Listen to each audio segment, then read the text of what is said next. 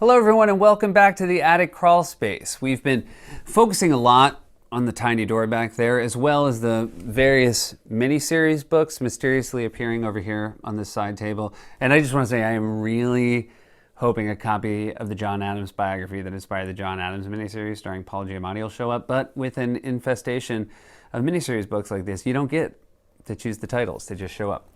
Anyway, speaking of presidents, classic segue, President Trump seems intent on reopening the economy by the end of the month, even though he doesn't have the power to do that, and public health experts have warned against it. For more on this, it's time for a closer look. Since before Trump was even considered a serious candidate for president, it's always been clear that he's worshipped authoritarians and sought to emulate them. For one thing, those are the world leaders he gets along with best. For example, he's repeatedly heaped praise on Chinese President Xi Jinping, including during the coronavirus outbreak. Trump tweeted, "China has been through much and has developed a strong understanding of the virus, and China has been working very hard to contain the coronavirus. The United States greatly appreciates their efforts and transparency."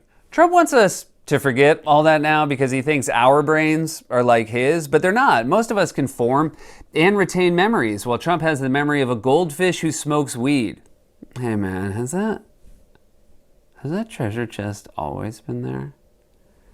And by the way, I know it's hard to remember back further than a day, since every day is a year and every year is a month and every month is February, March, August, September. But Trump has claimed many times that Article 2 of the Constitution, which outlines the powers of the presidency, allows him to do literally whatever he wants, even though it obviously does not.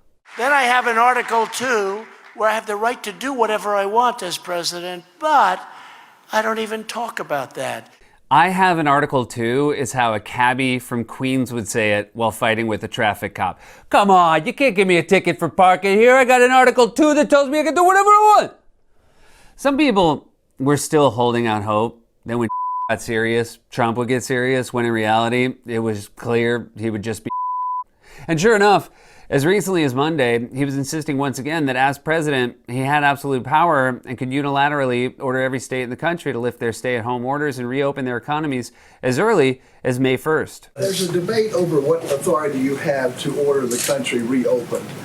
What authority do you have? Well, I have the ultimate authority. I have the absolute right to do if I want to. When somebody's the president of the United States, the authority is total. And that's the way it's got to be. The president of the United States has the authority to do what the president has the authority to do, which is very powerful. Talk about a meaningless statement. The president of the United States has the authority to do what the president has the authority to do. It's kind of the perfect zero information sentence. It's like saying, hey, I gotta be me. Yeah, okay, but who are you though? The wannabe dictator who's best friends with Kim Jong-un, or the cherubic mascot for Love Handles Golf Resort and Spa? Seriously, if the Continental Congress had actually written that down on parchment, Ben Franklin would have charged in the room and been like, guys, come on, what the hell is this? Were you drunk last night? And George Washington would have been like, sorry, boss, we drank too much Applejack. But John Adams would have been like, I was busy defending the soldiers in the Boston Massacre. See? You guys, I did watch the miniseries. By the way, here's my impression of Paul Giamatti in John Adams. Abigail. For real, such a good miniseries. Giamatti was so good. So good, Lin-Manuel left John Adams out of Hamilton, is my theory. And can we just agree now that there should never, ever be a Donald Trump miniseries, or at least wait as long as HBO did after his term ended to make John Adams? Just don't make an actor of Paul Giamatti's caliber ever say the line, the president of the United States has the authority to do what the president has the authority to do.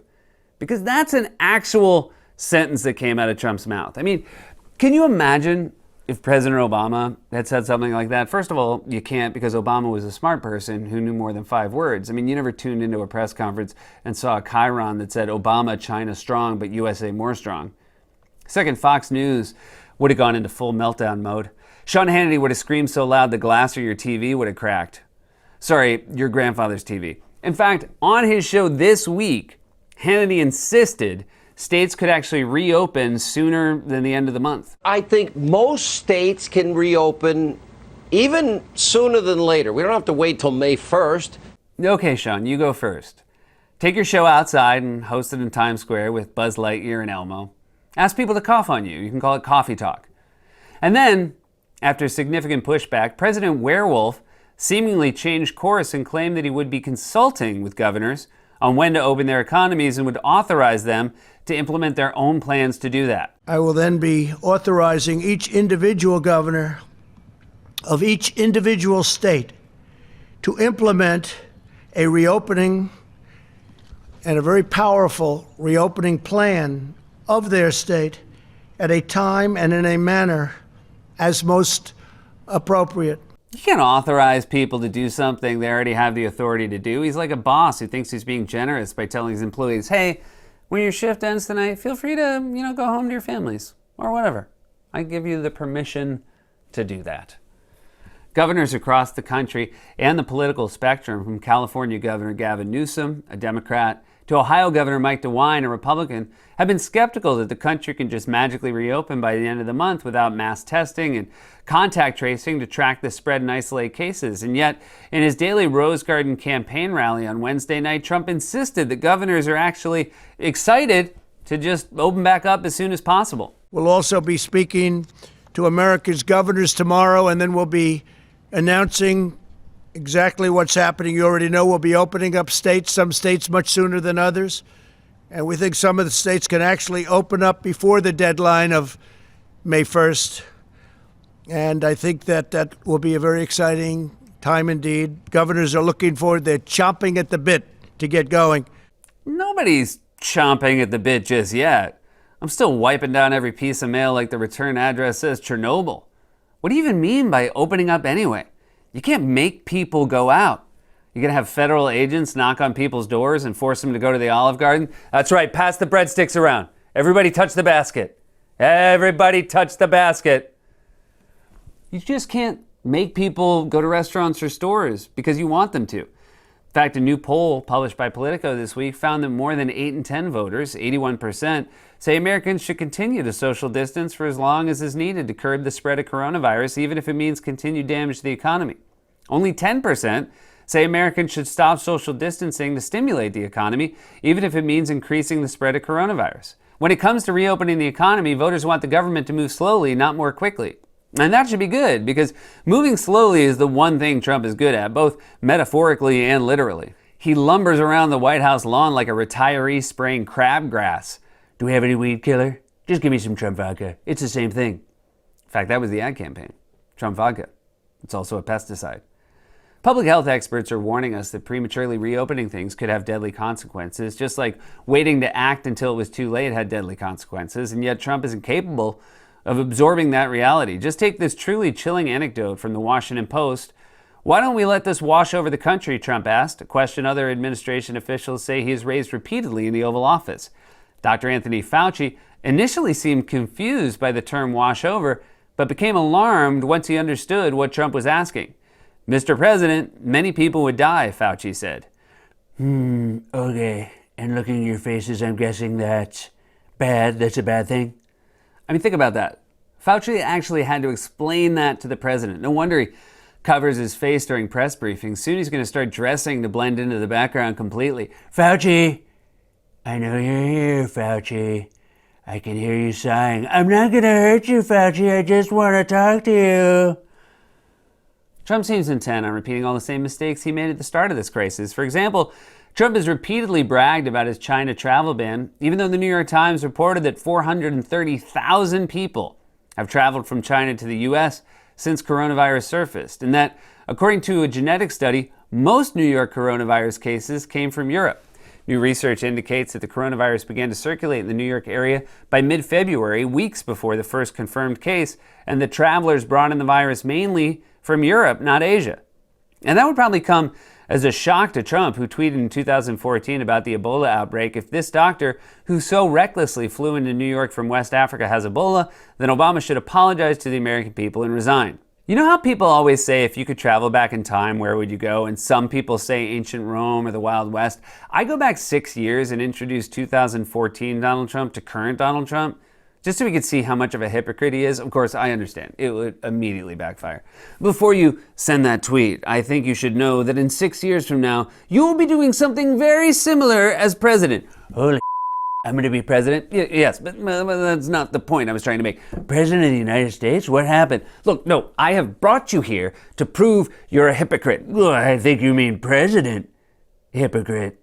So now, Trump and his allies are trying to shift blame for their inaction to China and the World Health Organization. Now, of course, the World Health Organization has its flaws, but Trump is the one who repeatedly praised China for the handling of coronavirus, and a global pandemic is the worst time to suddenly pull funding from the world's leading public health group. And when you hear the Trump team's reasons, you realize they are just incredibly stupid. But with the World Health Organization, what's happened there is a disgrace. There's something going on. There's something going on that's very bad. It's been going on for a long period of time, and we don't want to be the suckers anymore. This is COVID-19, not COVID-1, folks. And so you would think the people charged with the World Health Organization facts and figures would be on top of that. Oh my God, you absurd Lady Beavis. COVID-19 is named after the year it was discovered, 2019. There weren't 18 COVIDs before this one. You're confusing it with the Fast and Furious movies. Does she think there's a spin-off called Hobbs and SARS? Although it would explain why, when it comes to putting people in charge of the government, Trump's motto is, I don't have friends. I got family. Okay, I take it back. You can do a Trump miniseries now only if Vin Diesel plays him. The President of the United States has the authority to do what the President has the authority to do. And all of this just reveals the rot of bad faith at the core of the modern GOP. Conservatives never really meant any of that stuff about limited government. As we're seeing now, in fact, Trump himself conveniently changes his mind whenever it suits him. And the whole GOP turns in unison with him like a school of herring. When he wanted to claim absolute power, he insisted that the president calls the shots. But when he was asked about the failures at the federal level to ramp up testing, or when governors were begging him for life-saving equipment like ventilators and protective gear, he said he didn't take responsibility and actually bragged that he wouldn't even call the governors unless they praised him. Dr. Fauci said earlier this week that the lag in testing was, in fact, a failing. Do you take responsibility for that? And when can you guarantee that every single American who needs a test will be able to have a test? What's the date of that? Yeah, no, I don't take responsibility at all. He calls all the governors. I tell him, I'm a different type of person. I say, Mike, don't call the governor of Washington. You're wasting your time with him. Don't call the woman in Michigan. Okay, first of all, she has a name. It's Gretchen Whitmer, and she's a governor. On top of being a sexist ass, Trump's brain is so deteriorated that he talks about governors the way your dad talks about an actress he recognizes but can't name.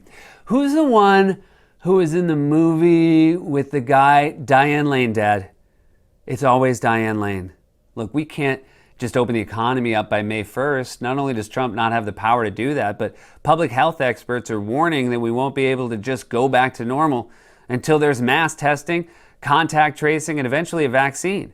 A responsible president would be preparing the nation for that reality. Instead, Trump is once again trying to wave away the crisis. As polls show, people just don't believe him, and that's because we don't want to be the suckers anymore. This has been A Closer Look, and this, one more time, is my Paul Giamatti impression from John Adams. Abigail, I am vexed.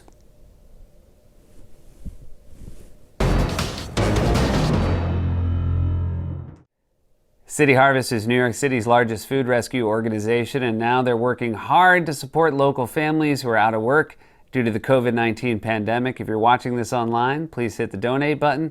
Stay safe. Wash your hands. We love you.